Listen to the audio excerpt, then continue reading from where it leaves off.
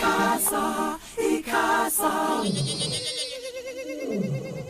Thank you. It's great to see everyone this morning, and hopefully everyone's wide awake and ready to go. And I just want to really thank the organizers for really a wonderful title of this conference, because it's really what I'm going to talk about, that intersection of science, leadership, and human rights. So just to quickly talk about, I think 3 decades is a long time, makes me feel very old, but I see many colleagues in the audience who have been with me for those 3 decades. So it's really important that we're at a historic moment, I believe, just as we were in 1996 when we had protease inhibitors in the final cocktail that was available that saved many lives. So what is a sustained response to this epidemic? And I think very importantly, sustainability really gets to the point of an epidemic that is under control, not an epidemic that continues to expand unrelentingly. And so we've been very much focused on how we work together, bringing together the best of the science and the leadership and human rights to control this epidemic. And we call it the right things in the right places, right now in the right way. And I think that's very much consistent with the title here today. So what are the right things? The great thing is, for the first time, I think, in the history of the epidemic, we have agreement on what the right things are and the scientific evidence of what those should be. And I think that's really historic in how fast that science has been translated into the new WHO guidelines, both the guidelines that talked about treatment access for all and the guidelines that are just being released about visits and how to implement treatment for all. So it's a very exciting time. I think we've all worked on supply chain together, and I think from the PEPFAR perspective, we have vastly increased our funding into prevention to really ensure that we prevent infections in young men through circumcision, and our new DREAMS program really very much focused on preventing infections in young women. The right places discussion has been more difficult, because at one time we thought HIV was everywhere equally, and HIV is not everywhere equally. It is different between countries, it is different within countries, and it's different geographically, and it's different among key populations. And really having that laser focus to ensure that we're in the right places to really combat this epidemic in a comprehensive way is really quite extraordinarily important. Right now, we say right now because we are at a time with a number of adolescents that are maturing into the highest risk group age, whether they be men or women. We have significantly more adolescents both in this continent and around the world. 1.8 billion internationally. They would be the biggest country if all the adolescents under 30s got together. But I think this is really an important fact for us to have hold on, of whether our programs are tailored and whether our programs become acceptable for adolescents, and whether our clinics and our prevention messages reach them in a way that resonates.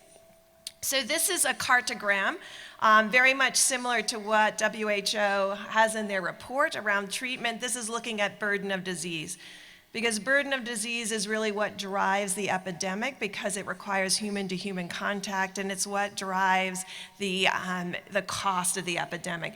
The darkness of the color represents the prevalence, and the size of the country represents the burden of disease. And you can see that over 70% of the burden is in sub-Saharan Africa.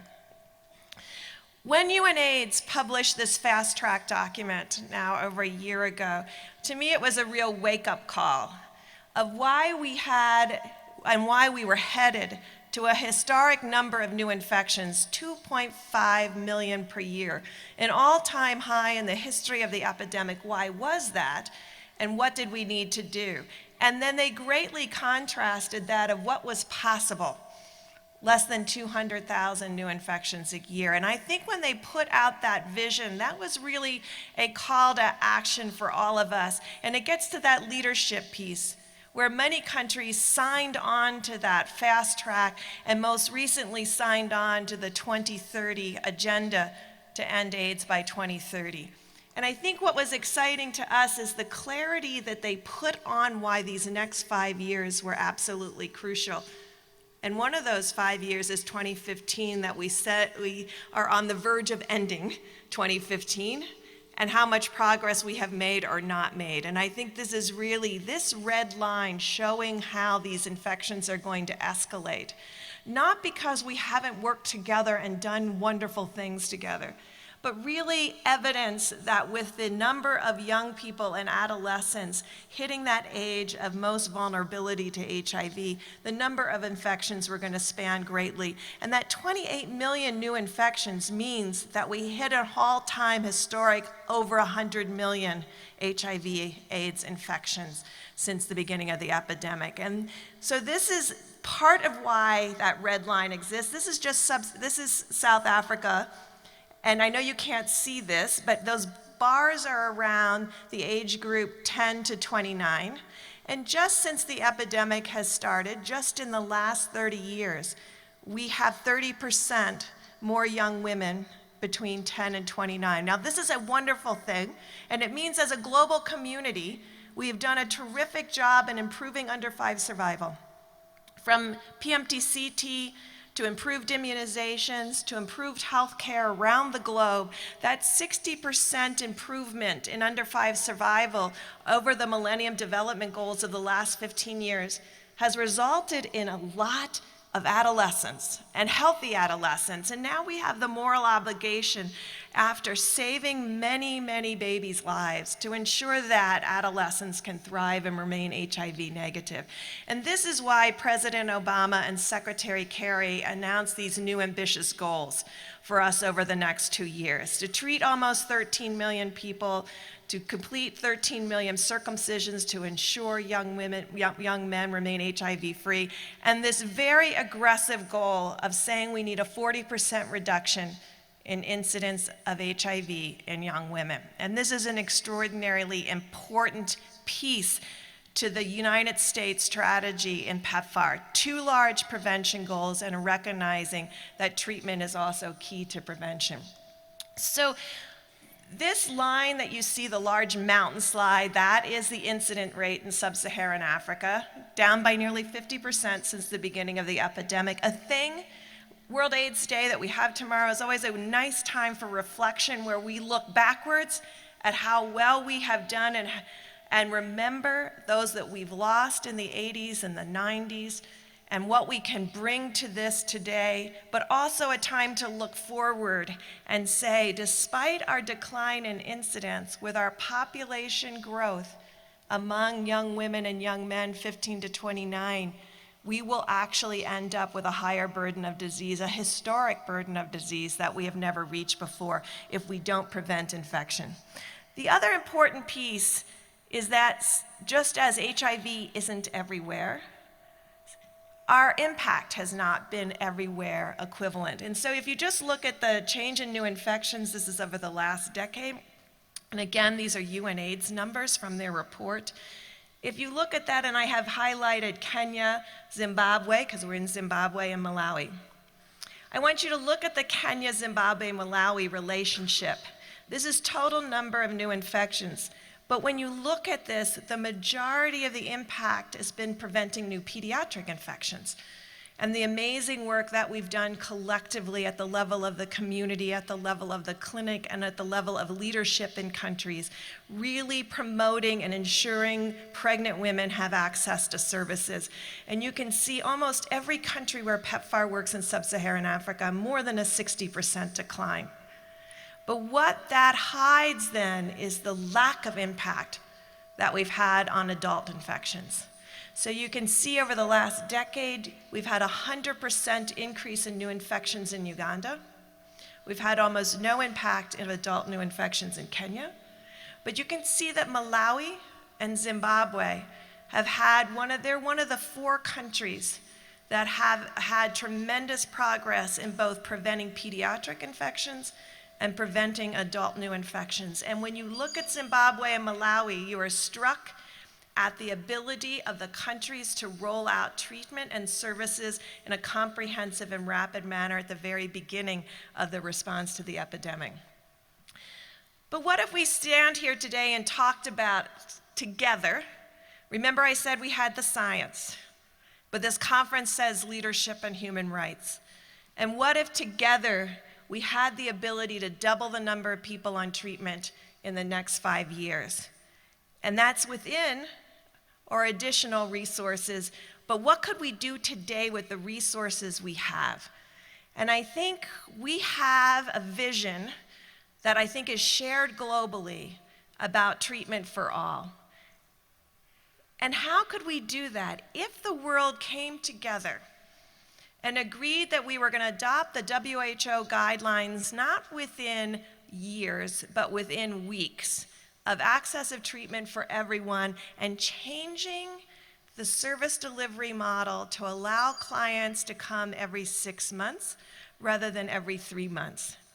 Then you could, with the same health facility, the same resources, see twice the number of clients and have that potential to double the number of people on treatment. Now you may say, well, where is the treatment money coming from to buy the drugs?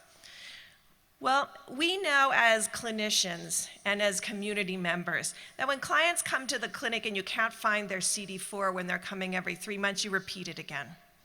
So average clients are receiving 3 to 4 CD4s per year and chemistries on top of that. That cost of the laboratory alone for a single patient is almost $400. But if we went to annual viral load and annual chemistries, there are enough savings in the laboratory commodities alone to purchase the drug commodities. And so this is the way we need to be thinking as a community, where we're willing to make those changes and work together in a new way to take the resources we have now and treat twice as many patients. What impact does that have? This shows you what impact it has over the 5 years. This dramatic decline in both new infections and deaths. And I want to thank John Stover and all of his work for working on this and getting us this information very rapidly.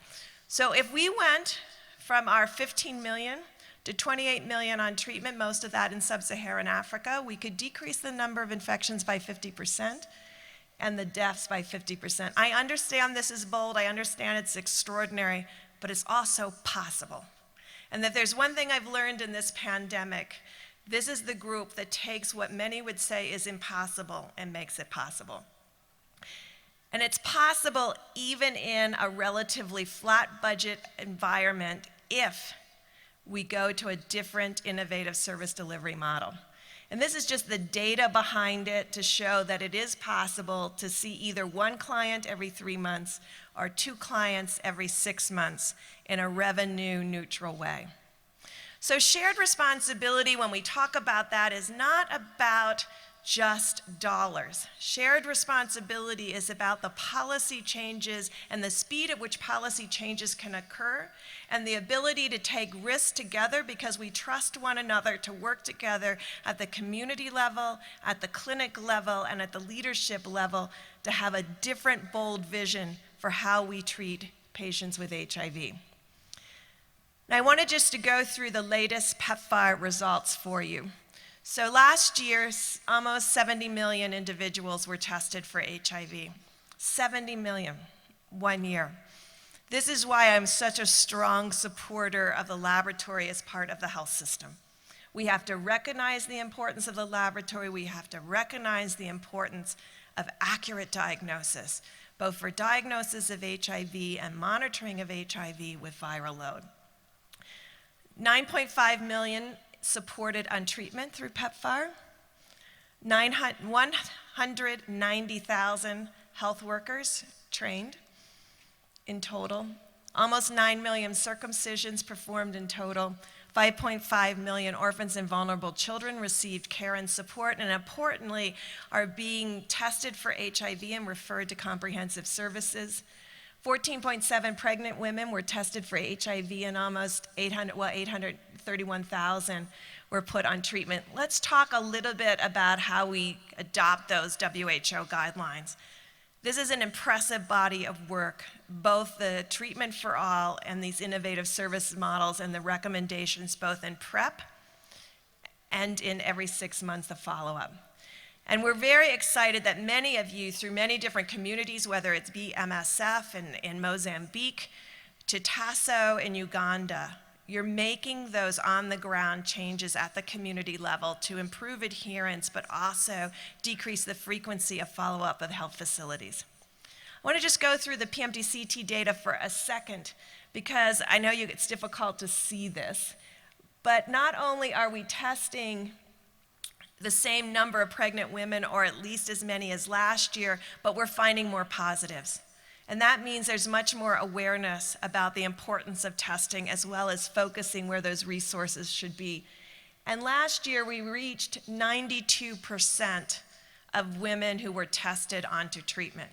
This is really an extraordinary number for where we all came to together. Where less than 10% of pregnant women were being tested, we had single-dose nevirapine, to 92% of women on treatment. And these are the regimens. And that big bar that you can see, that doesn't matter what the color is on that last piece, that is B+. So within PEPFAR, about 90% of the women are on B+. Remember, it was just a few short years ago that WHO recommended B+. So I know that countries can move at unprecedented speed in adopting new guidelines. So I know that people could leave here tomorrow, the communities, the ministers of health, and make this adaptation in these WHO guidelines tomorrow so that we could see how far we could go together. We know from this data, and the big blue lines that you can see that are the lighter blue, that is still the transmission that is occurring during breastfeeding. And I think that's why all of us have felt strongly about the importance of B+ adherence and retention. Because women breastfeed sometimes for 6 months, sometimes for a year, and it shouldn't matter what their choice is. They should be protected, and they should be able to thrive, and their baby should be able to thrive. And that's why B+ becomes such extraordinarily important. I want to thank UNICEF. I've seen their great t-shirts here, so great colors. Thank you. But UNICEF really has raised the alert from the beginning about how underrepresented children were in treatment, and how many children were dying before age 5, and how HIV/AIDS has become the #1 killer of young women, particularly adolescent girls, because of lack of treatment. This was their data that showed that less than 30% of children had access through sub-Saharan Africa, where 50% of adults did. And that's why we really, a year ago, announced ACT, really accelerating children's treatment as a public-private partnership with CIF, with a bold goal of doubling the number of children on treatment in these priority countries. And this is our ACT results for this year. We had 300,000 children on treatment in the ACT countries. We now have 447,000 just in the first year of this rollout. This is not something PEPFAR has done. This is something that PEPFAR has facilitated, but you all have done. And it really shows the dedication to finding children, testing children, and getting children on treatment. Finally, DREAMS. DREAMS stands for Determined, Resilient, Empowered, AIDS-Free, Mentored, and Safe Young Women. This is the dream that we all have for our children. This is the dream that we have for the world, is to ensure that young women can thrive. Why DREAMS? Because 71% of the infections in adolescence are in young women. We know that they are particularly vulnerable. We know that they are getting infected outside of their age cohort at that young age. And this is a little bit of looking at what is the life cycle of HIV. Who's infecting who? Still, we don't know precisely. We don't know the age groups precisely of who is infecting young women. But we know that potentially older men, maybe 5 years older, maybe 10 years older, maybe 2 years older, are infected women between 15 and 24 who then go on to infect their partner. And this counts for over half of the new infections in sub-Saharan Africa, that life cycle. And young women are at the center of that life cycle, and we need to ensure that our services reach them. So the DREAMS partnership was announced last World AIDS Day. 100% of the funding has now gone out to countries. All the country plans have been approved. We increased our funding to DREAMS just over the last few weeks. What started out is really a $300 million partnership. It continues to expand, but really focused on a comprehensive approach that puts the adolescent girl at the center. And what does that mean? That means we have to work with communities. That means we have to work with the adolescent themselves to ensure that they have the ability to reach services that are empowering to them rather than disempowering, and ensuring that they have access to the biomedical interventions that we know work, as well as education. We know from study after study, including the cash transfer studies that were presented at CROI, despite the fact that the cash transfer specifically did not work, both the control group in that particular set of studies, the control group and the intervention group that stayed in school had prevalences around 1%, vastly different than the prevalence we see in these high burden areas, where nearly 20-year-olds in KZN have a prevalence of 20% at 20. So this is really extraordinary. We have this also the data coming from Botswana, that for every year the child stays in school, particularly the girl child, their HIV acquisition is dramatically declined.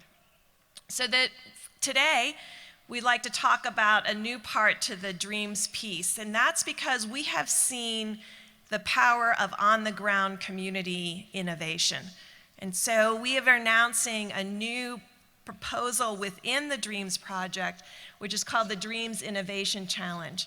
And we really want to thank our original partners, both the Bill and Melinda Gates Foundation and Girl Effects, but also Johnson & Johnson, ViiV, and Gilead, who are now going to contribute over $25 million additional dollars, and PEPFAR is contributing another $80 million to create a fund that will be able to really reach individuals on the ground, looking for that innovation that will be the game changers for protecting young women from HIV. And so we really are greatly appreciative to Johnson & Johnson, Gilead, and ViiV, and to the President of the United States for committing additional dollars to this DREAMS proposal. So in the end, the DREAMS work is almost $500 million, and that's why it has to have a dramatic impact. I want to end with the last piece, that human rights piece, and acknowledge that the reason we are where we are in the AIDS HIV epidemic and the progress we have made is because civil society has held us accountable. The world was very slow to wake up to the pandemic in sub-Saharan Africa.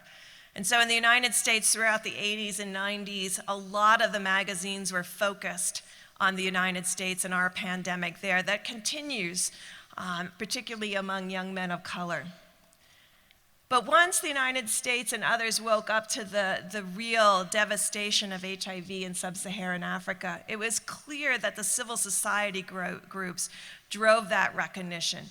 In the United States, we also had strong civil society groups, from starting with the gay men's health crisis, to ACT UP, to a whole series of individuals, to the Black Coalition on AIDS, who brought together community and science. And to this day, the progress that we have made in science has been driven by and demanded by the community action groups.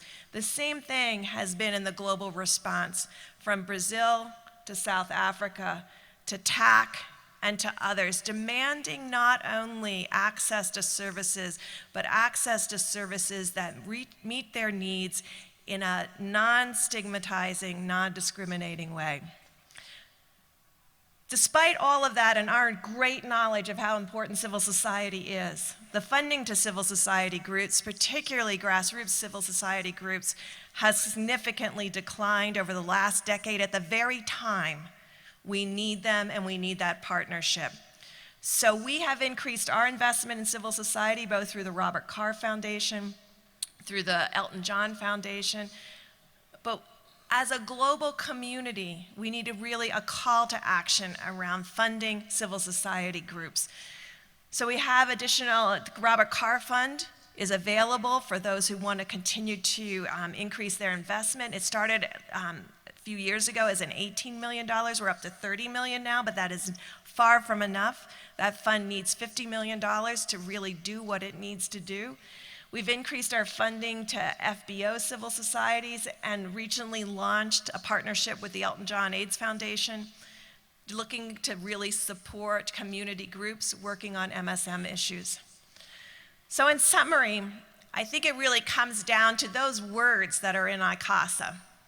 That's science and leadership and human rights. And are we willing to translate those words, just like we're asking you to translate WHO guidelines, are we willing to translate those words into action? And are we willing to leave here so that when we get to Durban in 6 months, we have a very different dialogue, whether there really is treatment for all, whether we really have adopted an every 6-month follow-up. Do we have the collective will to come together in a way that we did early on in the epidemic to demand more and get more and do more? And so I hope I've laid out for you, really, there's a vision where we could over the next 5 years, because we know now. UNAIDS has told us, and WHO has given the guidelines. So we don't have any barriers. It's just us. And we can make this happen as a collective community, or we can wait and delay and understand that every day that we delay adopting these no guidelines is another day that we're on that red line to expanding number of new infections. So this week, as we're gathered, we know that there's 35,000 new infections this week. 35,000, the majority of them in sub-Saharan Africa, 7,000 of them as young women, 1,000 young women a day. We know that 2,000 babies die and 20,000 adults every week. Yet we take those numbers with a level of complacency that I hope everyone in this room finds unacceptable. And hopefully this really will be a time that we remember, just like we all remember 1996 and having the PIs and having that heart compound and having the ability to save our patients. Will we translate this week into saving all of our people everywhere around the world? Thank you for your attention. My next speaker is Professor Mike Chirenje, who's a medical doctor and Professor of Ops and Gynae at the College of Health Sciences, University of Zimbabwe. So it's my privilege and honor, really, I thank the conference organizers to ask me to talk about advances in biomedical HIV prevention. So just as a capture, I think lots of the things I'm going to talk about were covered by the ambassador, and it is indeed very difficult to speak after an eloquent ambassador that you've just heard. But the UNAIDS just reminded us that the good news is the recent data is showing a decline of 35% in HIV new infections and almost a 42% reduction in deaths. However, we must recognize that to achieve those achievements have many been attained through condom use, voluntary male medical circumcision, knowledge of partner status, and all of those things require male involvement. And this is why most of my talk is going to talk about how inadequate it is in terms of women. So we do need development of biomedical interventions which are really targeting women for prevention if we're going to attain the epidemic control that is targeted for 2030. And again, this is pretty much a review of what the ambassador said, the decline in HIV new infections occurring, but the burden of disease, particularly in sub-Saharan Africa. Again, pointing out that the new infections in sub-Saharan Africa, almost 60% of them are in women. So the burden of disease in women is by far more than in men. Again, this is a summary of a slide which a reminder of the young generation, 15 to 24 years of age from UNAIDS. The red is the women. You can see there is a decline, we're happy about that. But look at the remarkable difference between the incidence rates for women versus the men. Pretty much the girls are twice as much catching up new infections between the ages of 14 to 24 compared to the men. So again, our focus should go into that direction. Just the next few slides is to complement really that the first studies in biomedical interventions were the voluntary male circumcision, and we're pleased that these studies, the first one was published from Orange Farm in South Africa, and then the others in Kenya and Uganda. And all of them really show us a protection of 60%. But we must not be complacent. we must increase our rate of coverage for voluntary male circumcision, because we know that if you have an increase of 10% in your circumcision coverage, you definitely have a decline of 12% in HIV incidence rates. So countries like Zimbabwe, with a high prevalence of HIV and low circumcision rates, must critically stay with these huge programs which have been availed, and we thank all the partners who have played a critical role for introducing circumcision in our communities. Now, coming back to the most pivotal publications in biomedical science, which have really made a big impact. The first study was Bob Grant, who did a pre-exposure prophylactic study among men who have sex with men. And that study, using Truvada daily, showed a protection of 44% acquiring new HIV.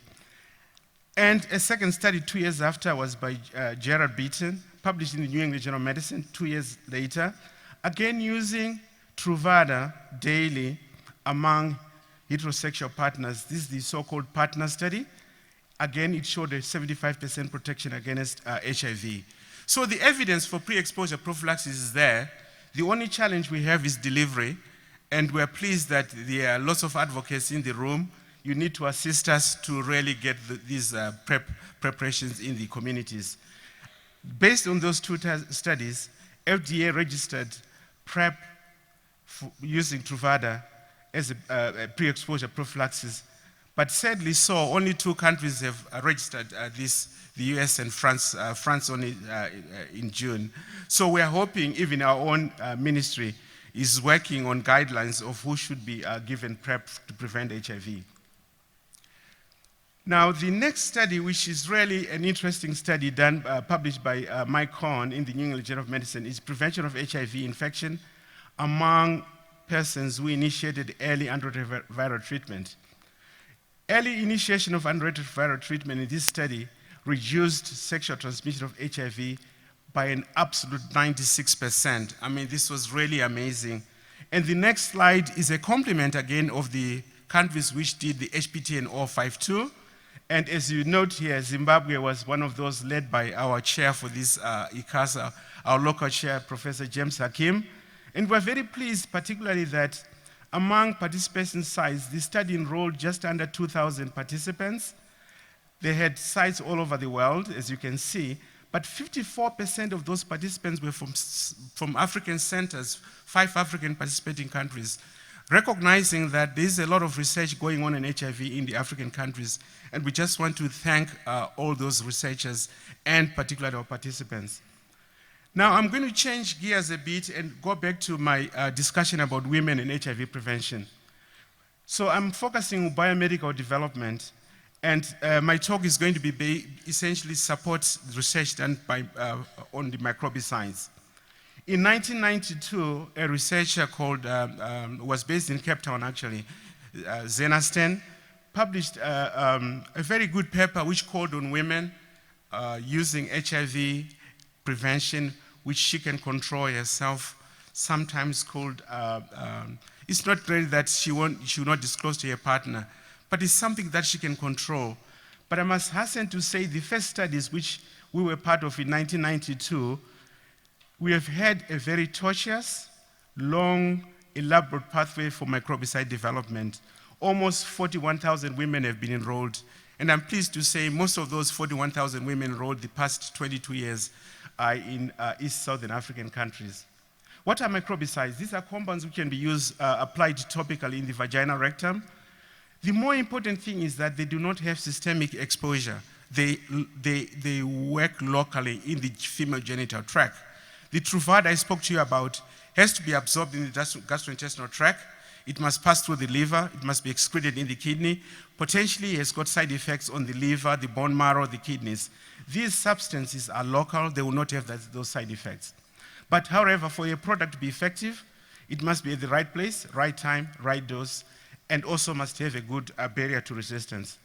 So I'm going to take you through what may look like a scary diagram, but for us to develop microbicides, we have to go by how does HIV enter the female genital tract. This is the vaginal wall here. On a microscope, vaginal wall is very thick. And believe me, it is difficult for HIV to burst through the vaginal wall without disruptions. So what this actually shows is that the events of entry of HIV occur in these cracks here which occur during intercourse. These small little circles here are HIV virons, and they will enter, and these are the area they call the populational founding HIV, which will then go and replicate and enter the body. So what we're doing in microbicide research is to block that entry in the female genital tract. So what have we done the past 22 years? Well, we have tested many, many compounds. Nanoxylone 9, buffer gel, Pro 2000. The first ones here, the theory was kill the virus when it's in the vagina. Kill it by disrupting its membrane. Split the genetic material, then it won't replicate.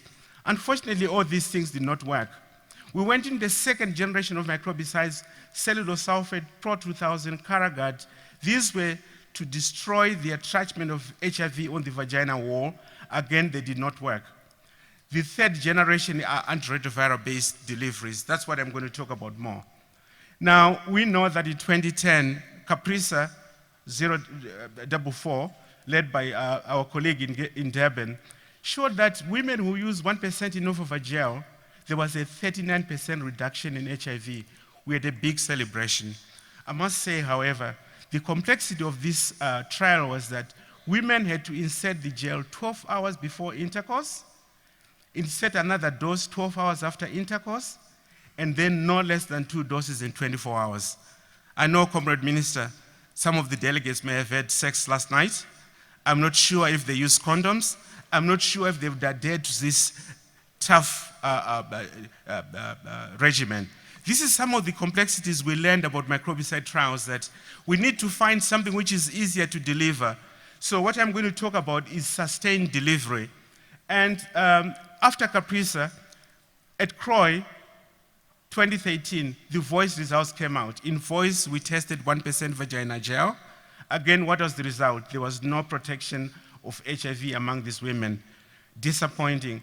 The third disappointment was the FEX result. Again, that result was discussed at the CROI in 2015 using the same 1% tenofovir gel, the same regimen in Caprisa, no result. So clearly, tenofovir gel was not accepted by these women.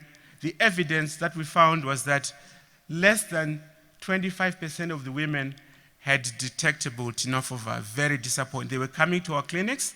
They told us that they were using the gel. In fact, they were not. So what do we need to do? What we need to do now that we learned from VOICE is that we need to do objective measures of adherence. We need to collect bloods. We're currently collecting them on a monthly basis. We come back to the sites and discuss with the participants how they're doing, and we found it quite good in terms of adherence to the product use. Now, this slide here just summarizes that for PrEP to be effective, you have to have the PrEP in your blood. So this is HPTN 056, high levels of adherence. And the next thing now on the horizon is the ring. The ring that we're testing has dapivirine as an antiretroviral drug, is put in the vagina every 4 weeks, and we think women will have a big advantage over in terms of adherence. And there are 2 studies ongoing, the ASPIRE study and the ring study. Both studies are made to complement each other for potential approval and licensure.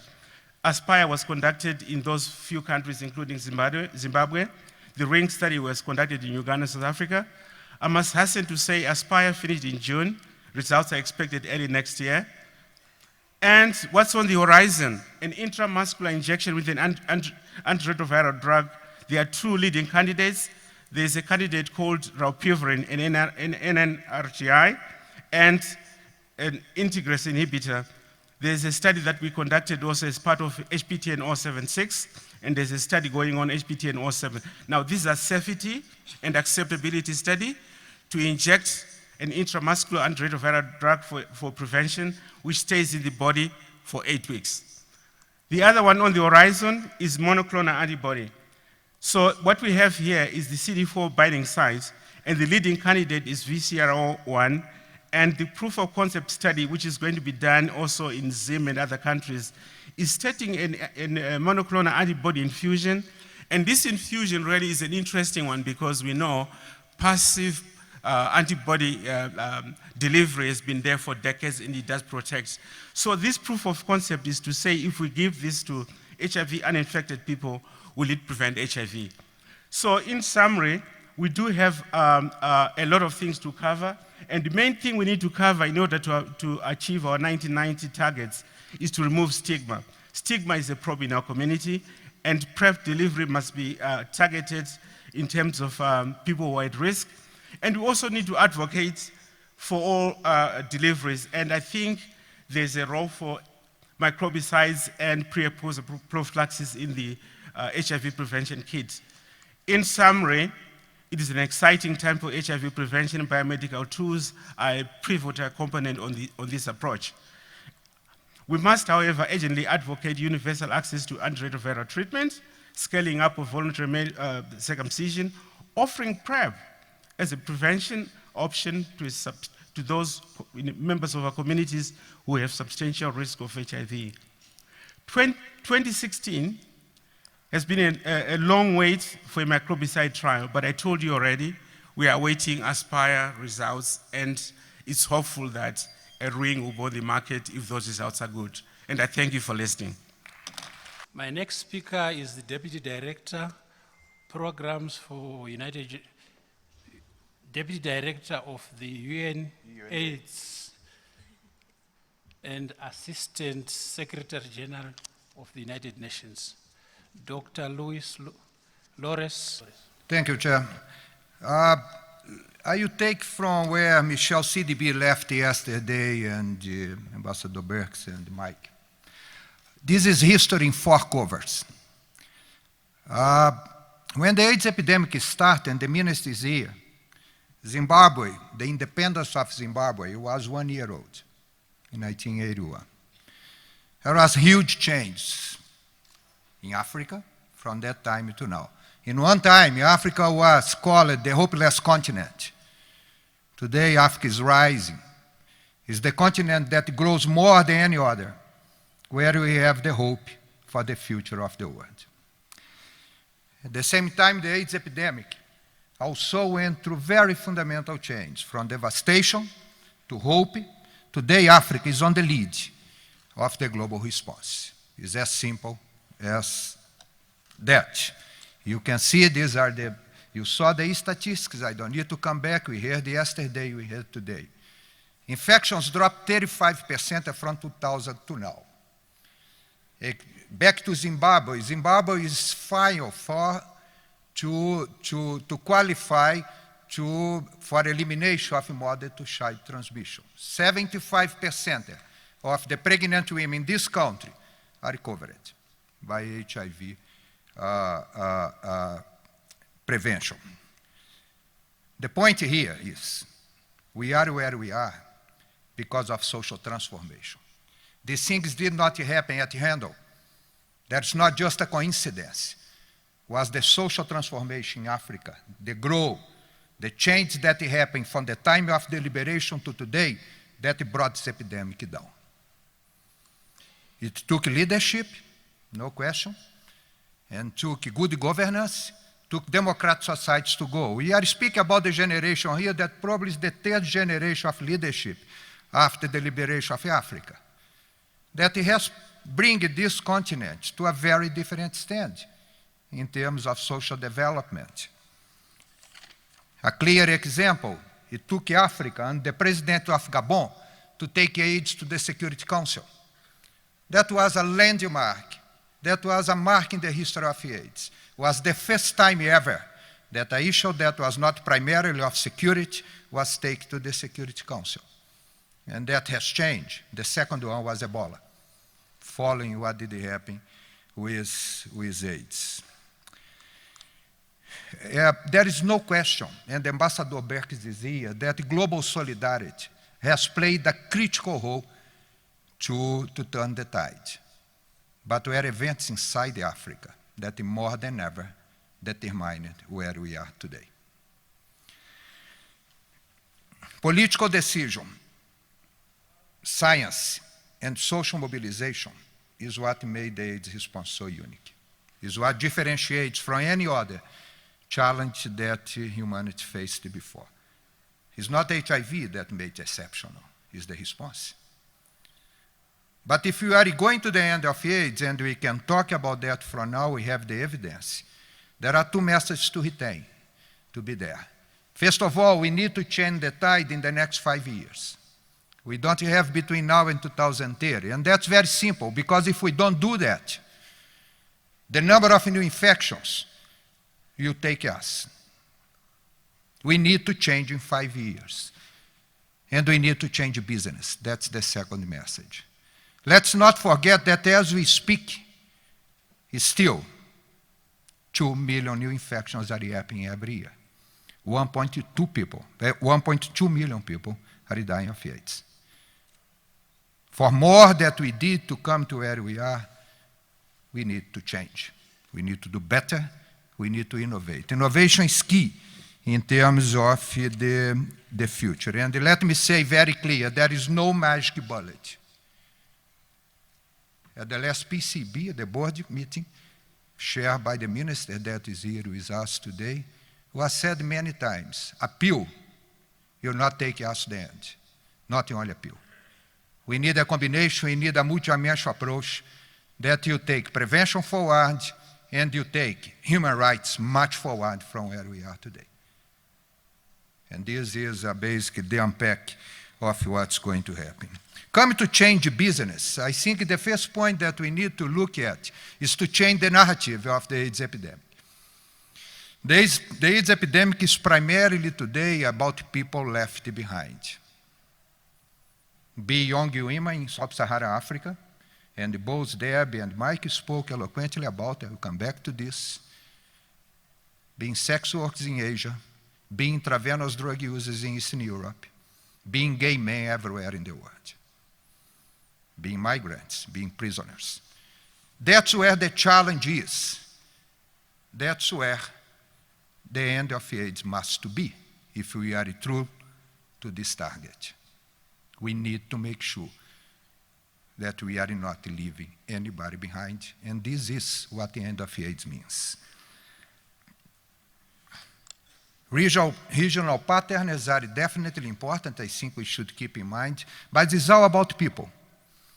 The epidemic today, in my view, is more global than ever in its history.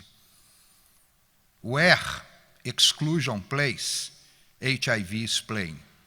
Anywhere in the world. In Africa, in Asia, in Latin America, in North America, in Europe, in Eastern Europe. This new concept of, we are talking about fragile communities, people that are fragile where they are, is key as well if you want to move forward. And coming to people, and again, now on the issue of young women, because I think this is one of the best examples where we are failing in terms of bringing everybody with us to the end. I will not repeat the statistics, just one, because I didn't hear so far. 5,000 young women are being infected by HIV every week. HIV is today, AIDS is today the main killer of women globally in reproductive health. Age is the main killer of women in Africa. Yes, and this is, I think, strong enough for us to do something about and do something different. And I hope this conference will be the turning point where we are going to do something about. And I think we have hope. We heard that before from the previous speakers. The point that I want to highlight here, that this is not happening out of biology. This is happening out of exclusion. This is happening out of the relationship between men and women. And this must change. You know, we need to understand better how this gender inequality, that sounds rhetorical, but it's not rhetorical. Gender inequality is killing women in this continent. It's killing women across the world.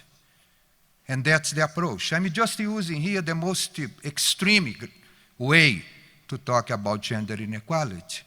That's when, in a relationship between men and women, violence plays.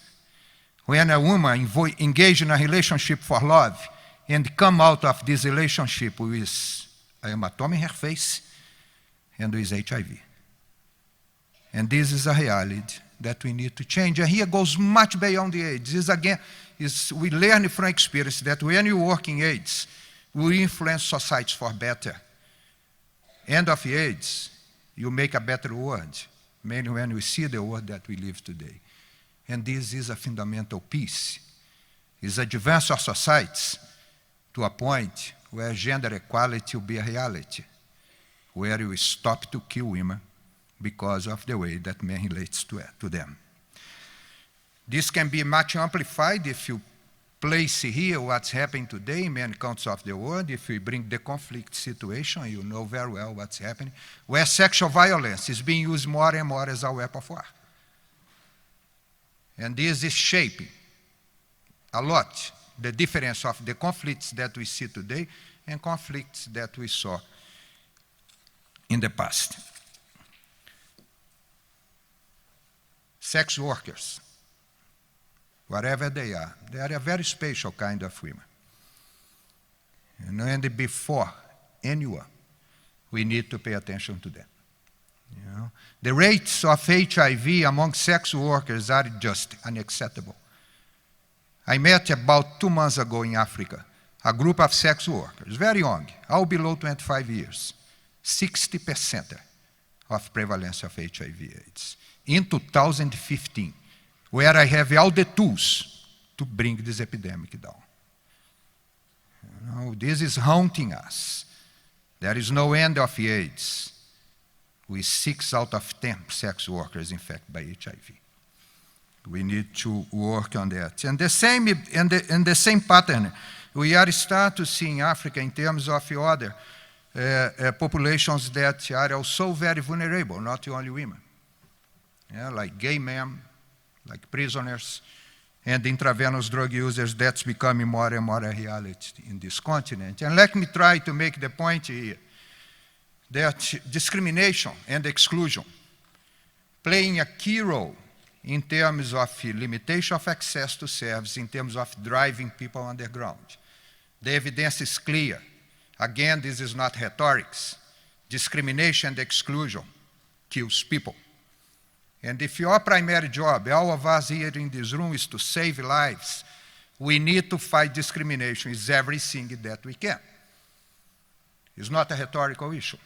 And this is clear. Bad laws are doing what you can see on this graphic. In Nigeria, for instance, after the laws were adopted to criminalize some sex relationship, discrimination went up and access to service went down. And one final point on that, homophobia is bad for business. UNAIDS has just completed analysis. I'm breaking the news here with you in terms of how much costs homophobia for all of us globally. And I can tell you it's not a small cost. What's involved here is health costs because of suicide, depression, and everything that may be associated with discrimination, and HIV, of course, but as well loss in terms of productivity. Can be as high in sub-Saharan Africa as 0.7% of the GDP. This is threatening the future of this continent. At the present economic landscape, we are facing almost 1% loss of GDP, where we can change, in a point that we can change. For our politicians, it's not out of good that we are against homophobia. It's not the only. It's out of business. And we need to do something about. On that point, let me say I was in a meeting yesterday with the key populations, and thank you very much, Minister, and Zimbabwe for hosting to open this conference with a meeting on key populations and young people and so. And I made a commitment, and I stand in solidarity with African key populations, with sex workers, men that have sex with men, transgender persons, people who use drugs, people living with HIV/AIDS, in order to end the AIDS.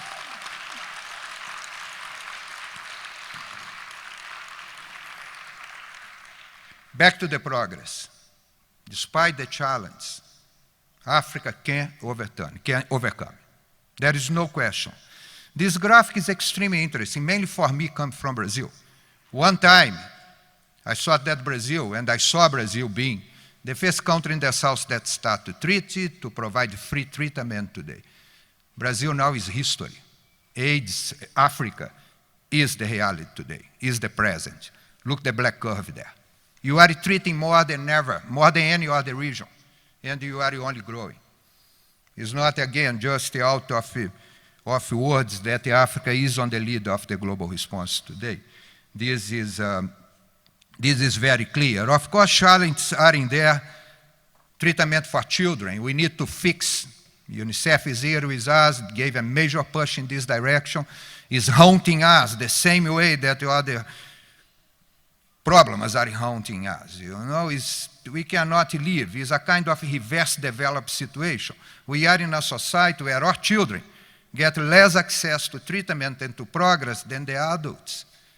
This is very dangerous for development. We need to change this and to change fast. TB, we need to bring tuberculosis. Sid was very eloquent yesterday from WHO speaking about. We can do something about. It's the main killer of HIV patients. We need to bring this together and do a better job also. Start to work for the end of TB, as is the call today. There is no question, 999, it is start to happening, and happening in Africa. Europe, for instance, where I live today, is much behind in all aspects in the cascade for when we take into account the cascade of determined by HIV. But there is a challenge there. If we want to go to the 999, we need to bring people to test. There is no way to move forward on this cascade if I don't break through on the first barrier. And the fundamental challenge here is to reach people. It's not going to happen as the business that we do today, offering testing, is still, in most of the countries, most of the places, in health facilities, in the clinics, where somebody that may have HIV needs to go there. We need to go where these people are. This is very simple. The self-testing that the ministry is offering during this conference is key, but needs to go to scale. Congratulations for Zimbabwe to offer self-testing here. We must come to scale on the offer of my friends from ASLM, Trevor should be in the room, and many that are doing a great job. I have always talking to them. Laboratory today is one of the most strategic issues for us to respond to AIDS. We are desperate for point of care diagnosis, of instruments and tools that allows us to change the paradigm and bring to the people, wherever they are, the tools that they need. This is key in terms of the changing business. It's also valid for treatment, and mainly if you want to reach the most vulnerable. There is no question. Mobilizing for testing is not anymore a technical issue. Here are the grandchildren of Nelson Mandela, Kweko and Ndaba, that are leading today a campaign globally for testing, calls the protest. There's a double meaning here. Michel just launched, who is the President Bongo in Gabon, this week, the protest globally. It's moving. But of course, as we move to implementation, as we have commodities and tools, it's fundamental to change the data framework. Sometimes, and I am responsible for a big part of that, but I have no problem to say, our data framework is absolutely outdated. Does not respond anymore to the needs that we have today. I would love to have come here with a much different kind of data to discuss with you, but I don't have. We are still tracking this epidemic as it was 10 years ago, 15 years ago. Does not work anymore. I need to know different things. This is the situation room launched by the President of Kenya. Real-time data, granular, as Ambassador Birx called it for, that allow him to track stockouts, to track where things are happening, matching to rates, and things like that. We need to move forward. Please, our colleagues, the epidemiologists in the room, I need you to innovate. We need to change for a data framework that corresponds to the needs of the present epidemic. And this is important. I'm close to finish. Do we have the money to go to, do we have the 31 billion that we need to have to bring this epidemic down? I'm optimistic here, because if you see there was not only a geometric increase in terms of the resources available to AIDS, we can see in the graphic on the left, but during this period, there were fundamental changes that Michelle highlighted yesterday as well, where more and more leadership, good governance by countries is being followed by financial commitments. And we are seeing this happen more and more. It's a totally different landscape that we had in 2001, when the Global Fund was created out of the General Assembly, the special session of the UN in New York. But of course, we need to continue to look for efficiencies. And on that note, the access to pharmaceuticals, break the dependency in Africa, where 90% of the drugs come from outside the continent, is key. Tomorrow at 7 o'clock a.m., for the ones that wake up early, I am promoting with African institutions, with SLM and others, a debate with pharmaceuticals from the south and the north to try to find a way forward. And this is what we need to foster. I was speaking to a Minister of Health yesterday, a neighboring country minister from you. He was telling me that he's paid three times higher the price than you practice here and in South Africa.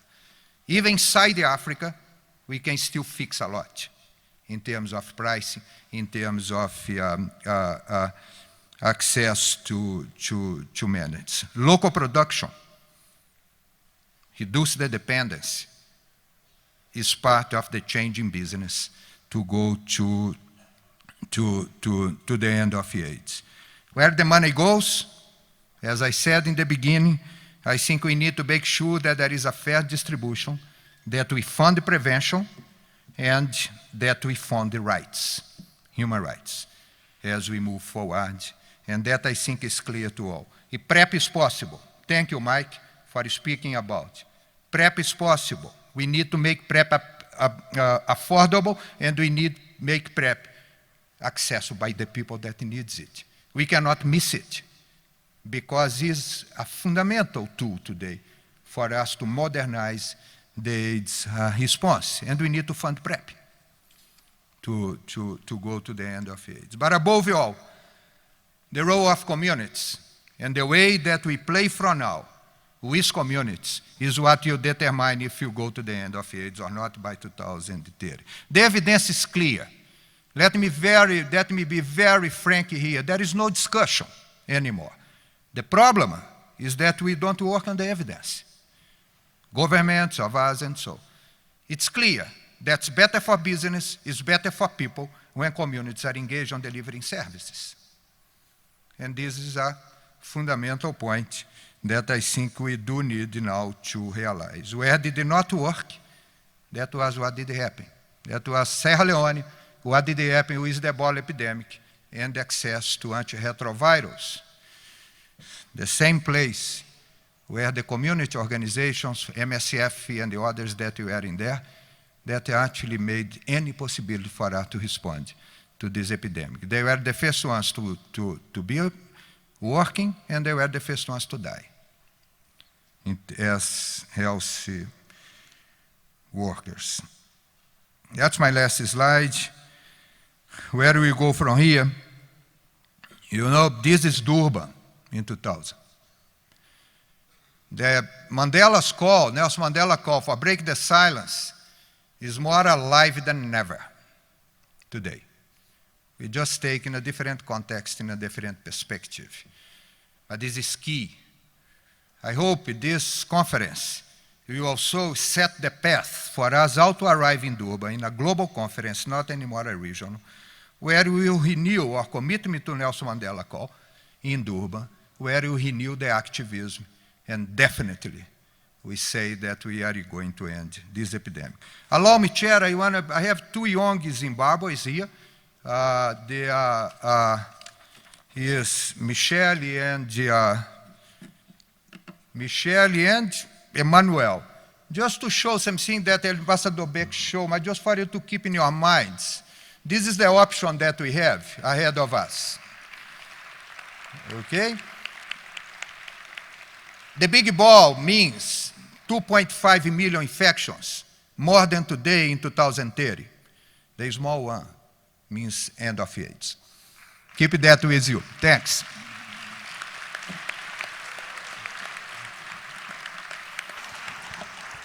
African Sex Workers Alliance since November 2012. She's popularly known as Dottie or the Amarula Girl. Dottie is a sex worker, a feminist from Kenya, and she's amongst other sex workers who have pioneered the exchange program between East and Southern Africa with sweat that led to the birth of ASWA. Thank you, Chair.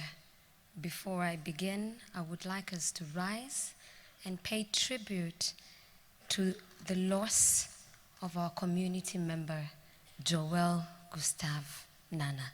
Please rise and take a minute of silence in memory of Joel.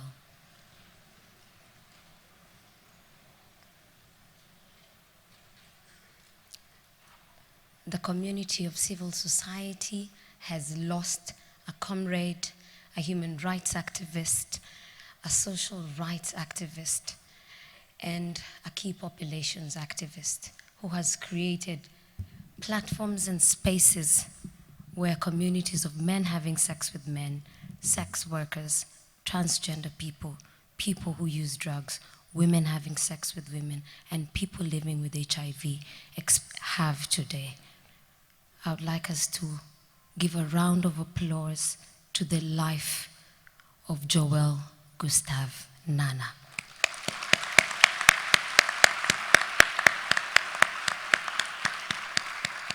Please be seated.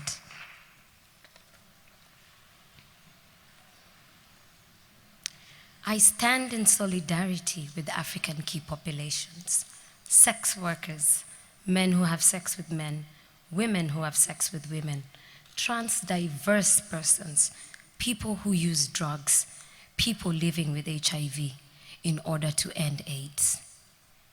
Allow me to begin with a personal note in saying that it's been 2 decades since I lost my parents, both my parents, to HIV and AIDS. And I stand here as a second generation from that family living with HIV. But just that thought that my children could have HIV is unbearable. And therefore, I stand to fight and protect my children the same way I did with PMTCT.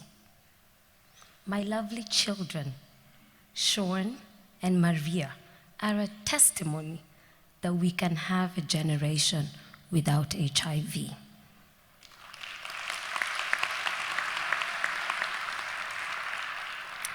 And therefore, I applaud the works of researchers who made PMTCT a possibility and a reality to continue to give hope that we can all end AIDS.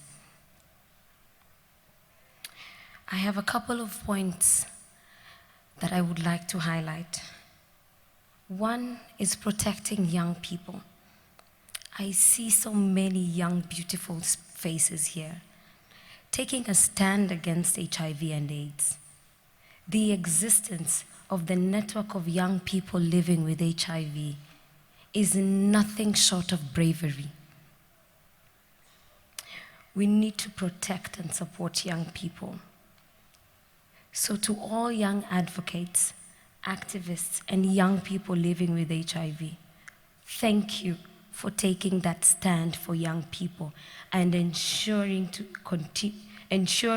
that we continue to support the work that you do and that it is relevant to the end of AIDS.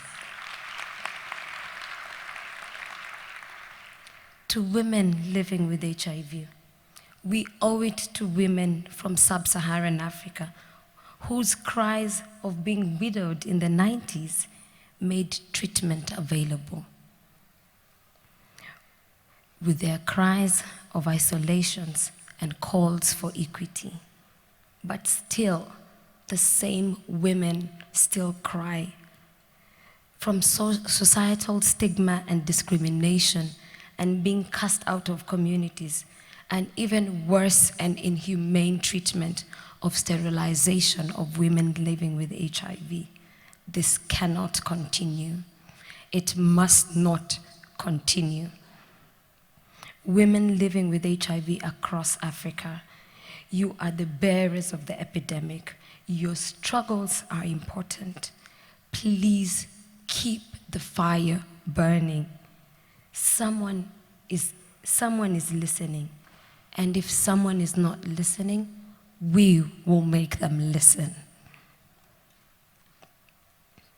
For persons living with disabilities, we often not acknowledge persons living with disabilities in HIV and sexuality, or even in our responses. We often brush aside the thought of persons living with disability. I would like to echo that disability is not inability. Your presence is acknowledged. And in this fight against HIV and AIDS, we must continue, and you must remind us to be honest and ensure that your needs are indeed being met. I'd like to thank Dr. Luiz Loures for his bold statement of pointing out the issue of sex workers. In Zimbabwe, my community of sex workers having an HIV prevalence of 60%. I don't know if you heard me, 60% in 2015. That is completely unacceptable. Not when at global level and at regional level, the movement of sex workers has made significant strides in being part of preventing the epidemic from further claiming lives of sex workers. This cannot continue. Someone needs to listen to the voices of sex workers.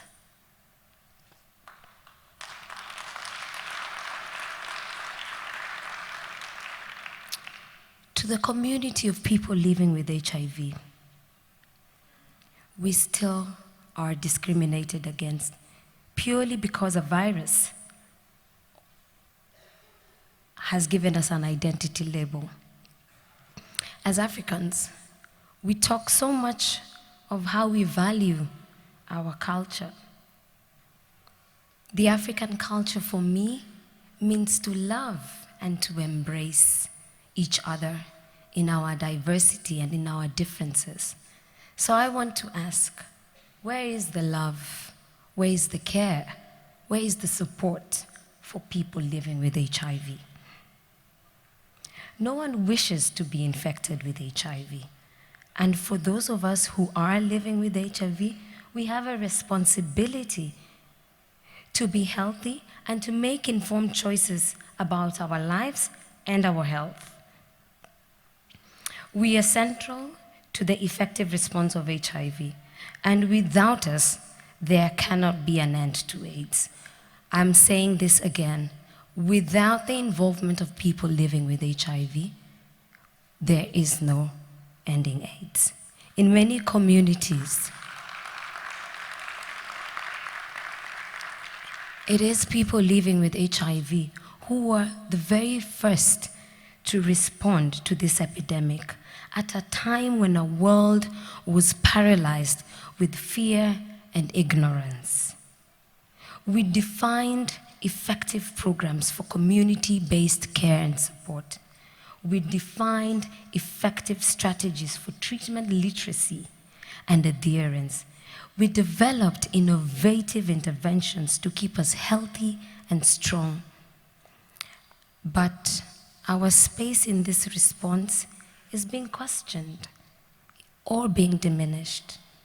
This cannot be happening anymore because we know that an effective response to HIV has to have people mostly affected by HIV at the center of that response. So to my fellow people living with HIV, whilst I applaud you and the tireless efforts that we have contributed to this struggle, it is far from over. We need to ensure that our voices are at the central and are being heard. Our voices are listened to. In the last couple of days, we've had lots of discussions, satellites, events, and workshops, and pre-conferences, the youth, women, and the key populations pre-conference. All these were efforts by communities who were working together to fight to end HIV and AIDS, to make a difference in the lives in their respective communities. I call upon governments, funders, UN joint families, and our partners to invest in communities, because it is these communities that are going to help us to bring an end to AIDS. History has taught us that we should be wise and we should learn from those lessons.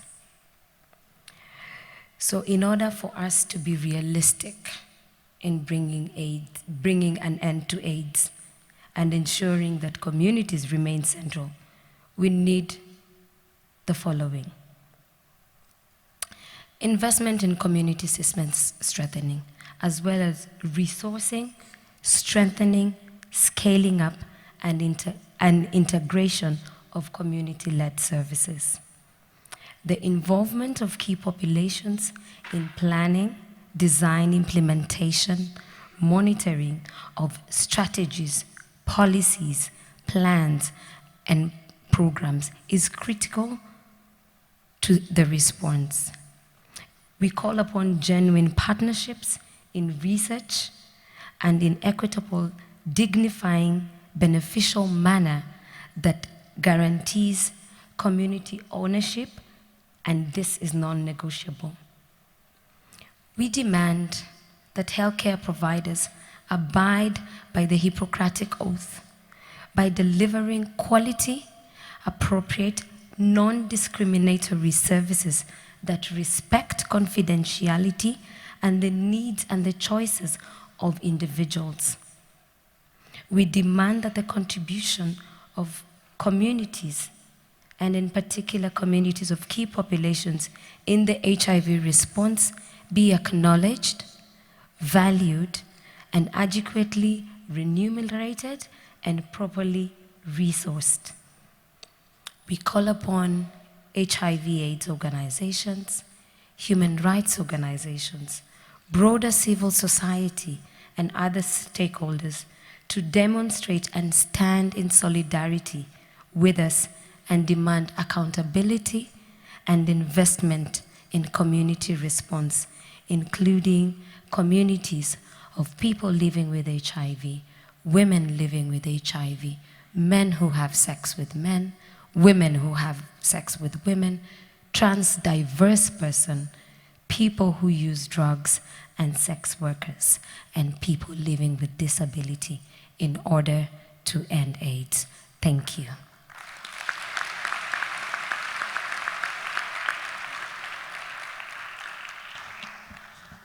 Thank you, Dorothy.